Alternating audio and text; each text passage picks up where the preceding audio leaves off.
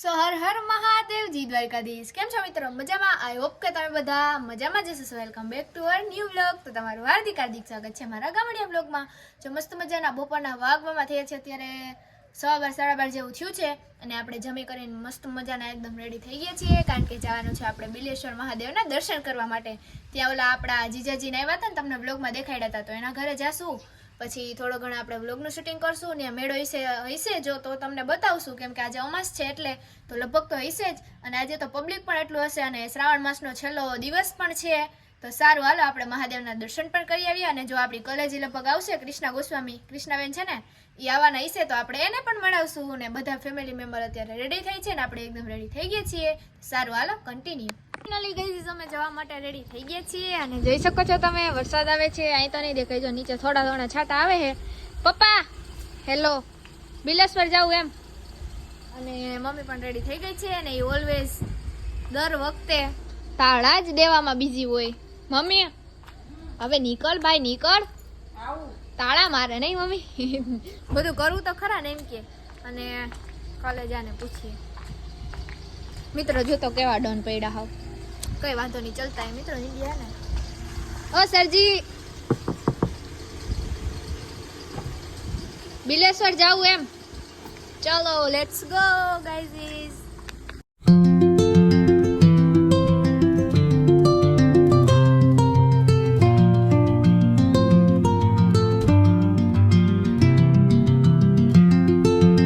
મિત્રો તમે જોઈ શકો છો આ બધી બાજુ કેટલો બધો વરસાદ પડે છે. અને મારા દેવડામાં છે ને હવાનો તો ચાલુ જ હતો વરસાદ, ઘડીક થાય તો આવે ને ઘડીક થાય તો બંધ થઈ જાય. અને અહીંયા પણ વરસાદ છે, જો તમે રસ્તા ઉપરથી જોઈ શકો છો. तो गाइस देखो, आप सब देख सकते हो, हम लोग जा रहे थे पर फाटक बंद हो गया. नहीं कलेजा બંધ હો ગયા.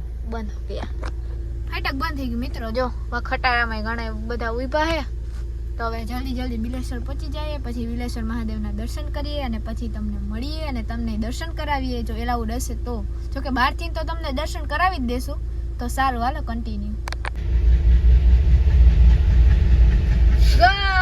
મિત્ર આ તો પોપટ થઈ ગયો, હતું હું એન્જિન જ હતું ને ખાલી હતું એન્જિન ને અમને એમ કે અરે ટ્રેન. અરે હાલો મિત્રો, બીજું તો હું તો ક્યાંની મોબાઈલ સેટ કરીને બેઠી. મેં કીધું હે ને હમણાં આવશે ટ્રેન, હમણાં આવશે. તા તો ટ્રેન નહીં આવી પણ આવ્યું એન્જિન. સારું, હાલો બીજું હું. મિત્રો તમે જોઈ શકો છો અહીંયા હે ને હજી અમે બિલેશ્વરનો ગેટ આવ્યો ને ત્યાંથી અમે હજી એન્ટ્રી લીધી ને ત્યાં તો એટલી ટ્રાફિક છે તેની વાત પૂછો માં ને. એટલા તો હે ને અમને હામાં મળ્યા મેળો કરીને. તો વિચાર કરો મિત્રો આજે કેટલી ટ્રાફિક છે. પાછો હે ને મેળો છે, પોરબંદરનો મેળો હરખો કોઈને થયો નથી વરસાદના લીધે. આવા નાના મોટા મેળા હોય આપણે તો એ બધાય કરવા આવે. અને પાછો શ્રાવણ મહિનાનો છેલ્લો દિવસ છે એટલે દર્શન કરવા આવતા હોય. તો સારું, હાલો કન્ટિન્યુ. જોઈ શકો છો હાવ રસ્તા ચક્કાજામ થઈ ગયો. હવે આ બાજુ જગ્યા નથી, આમ પાછળ નથી જવાની જગ્યા. હલવાણા હોય છે, જાવ તો જાવ ક્યાંમાં, જવું તો ખરી તમે. હાવ ક્યાંય જગ્યા નથી. તો ફાઇનલી ગાઈઝ આપણે ભૂગી ગયા, પણ હે ને ટ્રાફિકના કારણે અહીંયા જો ગાડી લાલી પાર્ક કરી દીધી. આમ ટ્રાફિક જોવ તમે અને આમે જોવ તમે. હાવ ટ્રાફિકની વાત જવા દે, આપણે કેતન જીજુ ત્યાં જવાનું છે તો પેલા ત્યાં જતા આવીએ પછી તમને મળીએ. જોઈ લ્યો મિત્રો, હર મેળો વરસાદે આવે છે. પ્લાસ્ટિક ઢાંકી દીધા આમાં, હું જોઉં. જોઈ લ્યો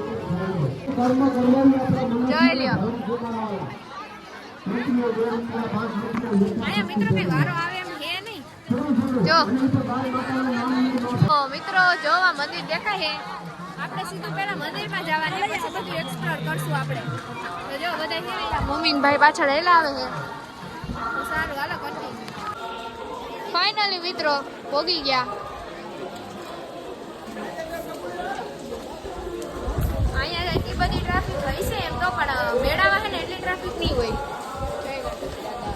જોઈ લ્યો. ઓહો મોહન શ્રીઓ ભાઈ મજામાં? કાકા મજામાં? તો જો કેટલી ટ્રાફિક છે અહીંયા. હું છે હો હજી જીજુ, હું છે હજી. તું વ્લોગ ઉતાર લે પહેલા. જો બાકી મજામાં ને? અરે આનંદ છે. જો ટ્રાફિક તા જો ઈ જ વાત છે. જોઈ લ્યો. હાલો હવે જીજાજી આપને એના અન્ય ક્ષેત્રની મુલાકાત કરાવે. હાલો જીજાજી. જોઈ લ્યો કેટલું પબ્લિક છે. તમે નહીં જીજાજી ચાલુ જોઈ ને અહીંયા તો અમારા અહીંયા શ્રાવણ બિલેશ્વરના છેલ્લા 3 દિવસ મેળો હોય 13 14 ને અમાસ. એમાં જે પણ યાત્રાળુ શ્રદ્ધાળુ આવતા હોય ને એને બિલેશ્વર મંદિર તરફથી અંતપત્ર હલાવીએ છીએ. હા. એક વખત તમે એની મુલાકાત કરો. હા હાલો આપણે હે ને મુલાકાત કરીએ જોઈએ હાલો જમવાનું જોઈશું જો મિત્રો અહીંયા લાઈવ ગરમા ગરમ ભજીયા બને તમને બતાવું ટ્રાફિક તો અવાજ નહીં આવે જો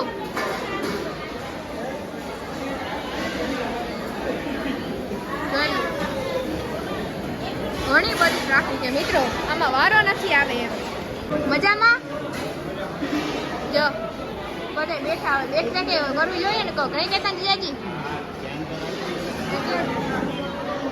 હજી મિત્રો ઉપર પણ છે જારો તમને બતાવ્યો કન્ટિન્યુ હા જેન્ટ્સ ડિપાર્ટમેન્ટ જોઈ લ્યો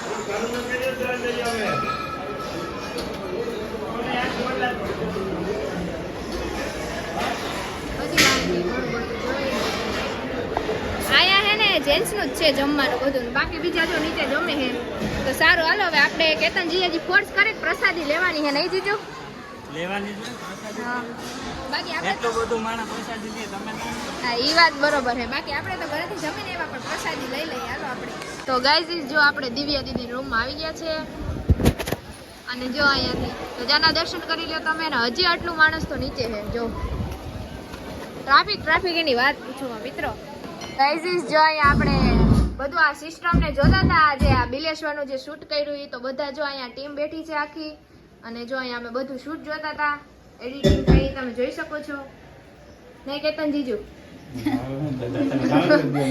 હા તો ગાઈઝ આપણે દીદીના રૂમમાં આવી ગયા છે અને બધા બેઠા છે બધા લાઈનમાં ગોઠવાઈ ગયો અને જો બાકી અમે બધા અહીંયા બેઠા પપ્પા ને કેતન જીજુ વાતું નથી ખૂટતી એની તો હાવ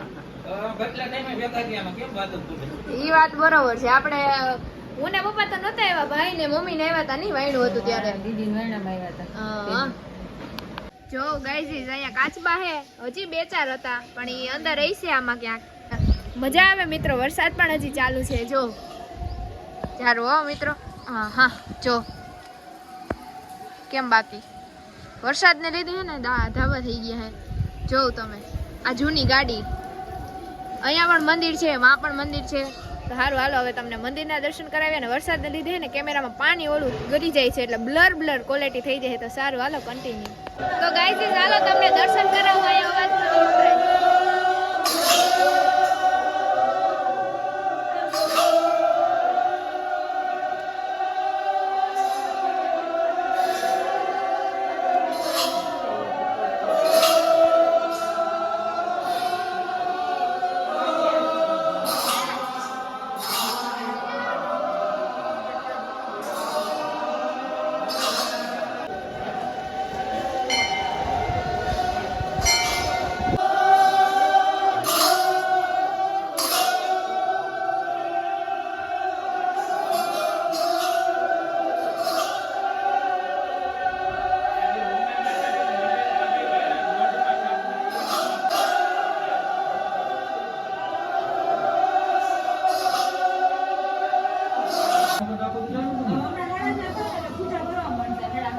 તો ગાઈઝ આપણે હે ને હવે કેતન જીજુને પૂછીએ કે બિલનાથ દાદાનો શું કહેવાય ઇતિહાસ શું છે તો સારું હાલો એને પૂછીએ જય બિલેશ્વર મહાદેવ. અમારા અહીંયા જે તમે જે દર્શન કર્યા ને 24 ફૂટનું સ્વયંભૂ શિવલિંગ છે અને સ્વયંભૂ શિવલિંગની પ્રથમ પૂજા કૃષ્ણ ભગવાને કરેલી છે. કૃષ્ણ ભગવાને 1.25 લાખ કમળનું અનુષ્ઠાન કર્યું હતું. એમાં છેલ્લે દિવસે 1 કમળ ઘટ્યું એટલે પોતે પૂજામાંથી ઊભા થાય કમળ લેવા માટે તો એની પૂજા તૂટી જાય આખી પહેલેથી પૂજા કરવી પડે 1.25 લાખ કમળની. એટલે પોતે એવું નક્કી કર્યું કે નેત્ર છે એ કમળ છે જેવી નેત્ર કાઢીને અર્પણ કરવાની તૈયારી કરે તો બિલેશ્વર મહાદેવ પ્રસન્ન થઈ ગયા અને એને પુત્ર પ્રાપ્તિનું વરદાન અને 16 અલગ અલગ પ્રકારના વરદાન બિલેશ્વર મહાદેવે ભગવાન શ્રી કૃષ્ણને આપેલા છે. મિત્રો તમે જોયું જ હશે કે કેતન જીજુએ આપને આ બિલનાથ મહાદેવ દાદાનો ઇતિહાસ કીધો છે તો આની એક વિશેષતા એ પણ છે કે જ્યાં આપણે શિવલિંગ હોય ને ત્યાં ગર્ભગૃહમાં નંદી મહારાજ હોય પણ અહીંયા કંઈક અલગ વિશેષતા છે જો અહીંયા બારે છે તો આપણે એ પણ કેતન જીજુને પૂછીએ કે એનું કારણ શું છે. અમારા નંદી મહારાજની વિશેષતા એ છે કે સોમનાથ ઉપર જ્યારે ચડાઈ થઈ હતી વિધર્મીઓ દ્વારા ત્યારે ત્યાંથી ને એવી આકાશવાણી છે કે બરડામાં બિલેશ્વર મહાદેવ છે, તું ત્યાં જા તને ત્યાંથી પરચો મળશે એમ. તો પોતાને એવો અહમ થયો કે મને ક્યાંયથી પરચો ના મળ્યો તો અહીંયાથી શું મળશે, એટલે પોતે સૈન્ય લઈને અહીંયા આવ્યો અને ઉપર આખું સોનેથી મઢેલું મંદિર હતું. તો કે સૈન્યને કીધું તું ઉપર દે સોનું લૂંટી લે, હું અંદર જઈને શિવલિંગ ખંડિત કરી નાખું. પોતે જેવો શિવલિંગ ઉપર કુહાડી પ્રહાર કરે તો નંદી મહારાજ અંદરથી ઉઠીને બહાર નીકળી ગયા. કાનમાંથી નાકમાંથી એવા ઝેરી ભમરા છોડ્યા કે સૈન્ય બધું ખલાસ થઈ ગયું. પછી નંદી મહારાજ પાછી ભગવાનની આજ્ઞા માગે છે કે બિલેશ્વર મહાદેવ હું અંદર આવું એમ. તો કે મારી રજા વગર તું બહાર ગયો, હવે તું દુનિયા દેખે એમ બહાર બેસે એમ. તે દિવસના નંદી મહારાજ બહાર છે. હા, તો તમે જોયું હશે કે આની વિશેષતા છે કે અહીંયા નંદી મહારાજ કેમ બારે છે.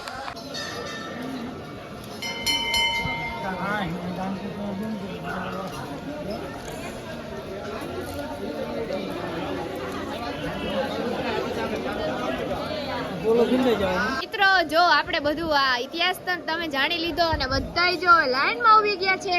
ઈ કે તું મને ફોટો પાડી દે, તો હાલો આપણે એને ફોટો પાડી લઈએ અને પછી આપણે હવે ઘર ભેગા થઈ જઈએ, કેમ કે બહુ મોડું થઈ ગયું છે અને અહીંયા ટ્રાફિક પણ એટલી છે, તમે જોયું જ હશે. પણ અત્યારે તો મિત્રો હજી ઓછી ટ્રાફિક છે, બાકી અમે આવ્યા હતા ત્યારે તમે જોયું જ હશે તમે વિડીયોમાં કેટલી ટ્રાફિક હતી. તો સારું, હાલો આપણે હવે ફોટો સેશન કરી લઈએ. મિત્રો હવે આપણે ઘરે રવાના થઈ જઈએ. તો હાલો દીદી આવજો. હાલો કેતન દીદી તમે હાલો ને આવજો. સારું હાલો આપણે હવે ઘરે જઈએ અને પછી મળીએ. તો ગાઈઝ આપણે આપણા ગામમાં પહોંચી ગયા. જો ઓલી બાજુ હે ને હા જો પાણીનો ટાંકો દેખાણો. તો તમને બિલેશ્વર મહાદેવનો વ્લોગ કેવો લાગ્યો એ મને જરૂરથી કહેજો અને વિડીયોને લાઈક શેર સબસ્ક્રાઇબ કરવાનું ભૂલતા નહીં. તો મળીએ નવા વ્લોગ વિડીયોની અંદર. ત્યાં સુધી બધાને હર હર મહાદેવ અને જય દ્વારકાધીશ.